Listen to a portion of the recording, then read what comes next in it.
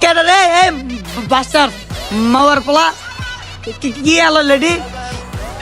হ্যাঁ কোন কোন জায়গা পাস এটা কি ডাস্টবিন এটা কি মানে মতনের জায়গা পাইছ নাকি সাপালালি হ্যাঁ কি করতাম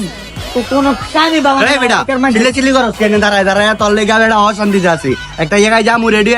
কি রে তোর চুল ভিজা কে ভাতিজা কি কি করলাম না আমার কি মাথা সমস্যা আমি মানছিল হুদুরি ছিলাম